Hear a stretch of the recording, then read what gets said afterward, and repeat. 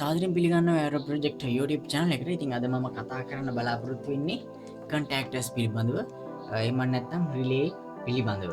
ඉතින් ප්‍රධාන වශයෙන් ගත්තර පස කොටස් දෙකට බෙදිනවා.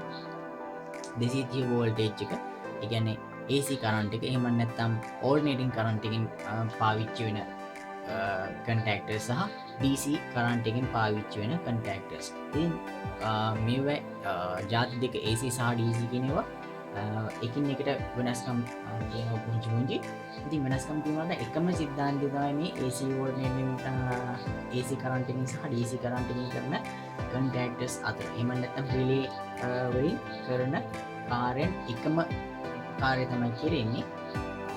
පුංචි වෙනස්කම් තියෙනවා මේ රිලේ අතර. ඉතින් අද මම කතා කරන්න හදන්නේ DC කන්ටක්ටර් එක පිළිබඳව. දිගේරි කෑල්ලක් ගාලා ඊට පස්සේ ඔයගලන්ට මේ පේනවා 3 වෝල්ටේජ් 3 වෝල්ටේජ් V DC කියලා ගහලා තියෙනවා. ඒ කියන්නේ මේක වෝල්ටේජ් 3කින් තමයි දුවන්නේ. මේ තියෙන්නේ අඩුම වෝල්ටේජ් එකකින් දුවන කන්ටැක්ටර් එකක්. මෙතනින් වෝල්ටේජ් ප්‍රමාණය ගහලා තියෙනවා. ඊට පස්සේ මෙතනින් මේ ඉරි කෑල්ලක් දාලා යටින් තුන්චි ඉරි කෑලි දෙකක් තියෙනවා. ඒක තින්නේ DC වෝල්ටේජ් එක. එහෙම නැත්නම් 50 60 Hz එකේ තියෙන ලාංඡනය තියෙනවා. ඒක දාන්නේ AC කන්ටැක්ටර් වලට. ඉතින් මේ තියෙන පුංචි කන්ටැක්ටර් එක මම හිතනවා ඔයගලන්ට පෙනී කියලා. මම මේ වයර් එක දාලා තියෙන කන්ටැක්ටර් එක පාවිච්චි කරනවා. ඉතින් ඔයගලන්ට කියලා දීම සඳහා ඉතින් මේ කන්ටැක්ටර් යොදාගන්නේ මොන හේතුවක් නිසාද? ඉතින් මේ කන්ටැක්ටර් යොදාගන්න හේතුවක් තියෙනවා. ඔයගොල්ලන්ට AC පැත්තෙන් නම් AC කන්ටැක්ටර්ස් නම් මෝටර් කන්ට්‍රෝලින් පැත්තට වගේ තමයි හුඟක්ම පාවිච්චි වෙන්නේ සහ AC එක කන්ට්‍රෝල් කිරීමට කන්ටැක්ටර් භාවිතා වෙනවා. එහෙම නැත්නම් DC පැත්තෙන් ගත්තට පස්සේ එන හයිබ්‍රිඩ් වගේ කාර් වලට රිලේ පාවිච්චි වෙනවා. ඒ රිලේ පාවිච්චි වෙන්නේ පුංචි මොඩියුල් එකකින් එක සම්බන්ධ කරලා අඩු වෝල්ටේජතාවයකින් වැඩි වෝල්ටේජ් එකක් සම්බන්ධ කරගෙන කනෙක්ට් කරගන්න අවශ්‍ය වුණාට පස්සේ මේ වගේ රිලේ පාවිච්චි වෙනවා. ඉතින් ඊට වැඩිය පොඩ්ඩක් වෙනස් රිලේ තියෙන්නේ. පින් 4 රිලේ තියෙනවා, පින් 5 රිලේ තියෙනවා. ඉතින් තවත් සරල උදාහරණයකින් කිව්වොත් මේ මගේ අතේ තියෙන්නේ Arduino board එක. මේකේ වෝල්ටේජ් 3.0 ගානකින් ස්ටාර්ට් කරන්න පුළුවන්. මේක පටන් ගන්න පුළුවන් වෝල්ටේජ් 5ක් දක්වා වෝල්ටේජ් එක ලබා දෙන්න පුළුවන්. ඉතින් මේ පුංචි වෝල්ටේජ් එක කරගෙන ප්‍රෝග්‍රෑම් කරලා ගත්ත පස්සේ මේ තියෙන්නේ රිලේ මොඩියුල් එකක්. මේ රිලේ මොඩියුල් එකෙන් වෝල්ටේජ් අපි 3.0 ගානක් දීපු වෝල්ටේජ් බෝඩ් එකකින් මේ 3.0 ගානක් දීපු වෝල්ටේජ් එකෙන් කනෙක්ට් කරලා මේකට පොඩි වෝල්ටීයතාවයකින් ලොකු වෝල්ටීයතාවයක් 230 වගේ වෝල්ටීයතාවයක් ස්විච් කරගැනීමට තියෙන උපකරණයක් තමයි මේ තියෙන්නේ. මේ ඔයගලන්ට මේකෙන් හොඳටම පැහැදිලි වෙන්න ඇති කියලා මම හිතනවා. මොකද පුංචි වෝල්ටීයතාවයකින් ලොකු වෝල්ටීයතාවයක් මේකේ මම හිතනවා ඔයගලන්ට පේනවා ඇති කියලා. මේ තියෙනවා උඩින් බ්‍රෑන්ඩ් නේම් එක. ඊට පස්සේ මෙතන තියෙනවා 5 වෝල්ටේජ් V අකුරින් තියෙන වෝල්ටේජ් මේ DC කියලා. ඒ කියන්නේ DC කරන්ට් එක. මෙතන මේ තියෙන්නේ 10 ඇම්පියර්. ඒ කියන්නේ ඇම්පියර් 10යි.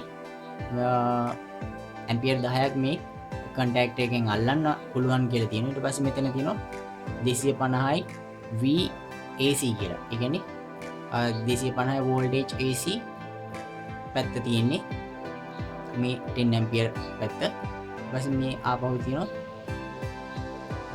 ඒ තියෙන්නේ 15 ඇම්පියර් 250 වෝල්ටේජ් කියලා. මේ තියෙන්නේ ඒ පින් මේ තියෙන්නේ ඒ පින් තුන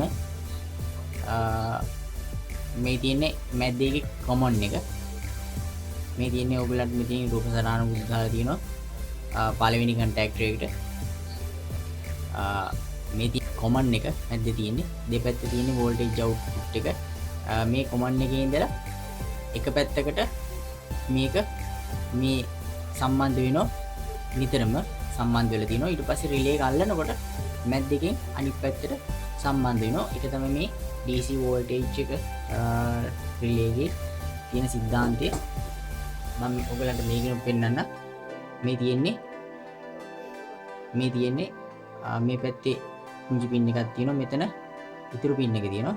මේ පැත්තේ පින් 2යි, මේ පැත්තේ පින් 3යි. ඉතින් මේ පින් 3 මේ මැද්ද පින් එක මෙන්න මේ වයර් එකේ තියෙන පින් එක තමයි කමන් එක.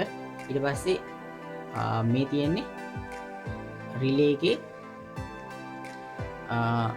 කොයිල් එකට යන වයර් දෙක. මේ කොළ පාට වයර් දෙක තියෙන්නේ. මේ දෙපැත්ත දෙක කොයිල් එකට යන්නේ.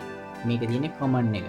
ඒ කියන්නේ දැන් අපි හිතමු මේ වෝල්ටේජ් 5යි කියලා. මේ තියෙන්නේ 5 වෝල්ටේජ් එකේ කොයිල් එකට යන කරන්ට් එක. මේ තියෙන්නේ 230 වෝල්ටේජ් එකේ ඉන්පුට් සහ අවුට්පුට් කියන පින් තුන.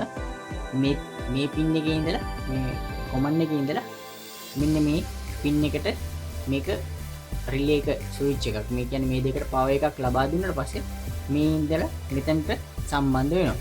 මේකේ පවර් එක ඩිස්කනෙක්ට් කරාට පස්සේ මෙන්න මේ කමන් එකේ ඉඳලා මෙන්න මේ පින් එකට සම්බන්ධතාවය තියෙනවා. ඒ කියන්නේ දිගට මේ පින් එකේ සම්බන්ධතාවය තියෙනවා මේ රිලේ එක ඔෆ් වුණාට පස්සේ. මේ කැල්ලේ තියෙන පින් එකේ ඉඳලා මෙතනට. ඊට පස්සේ මෙතනට වෝල්ටේජ් එකක් ලබා දීපු හැටියෙම මෙන්න මේ දෙපැත්තට වෝල්ටේජ් එකක් ලබා දීපු හැටියෙම මේ කමන් පින් එකේ ඉඳලා මෙන්න මෙයාව සම්බන්ධ කරගන්නවා.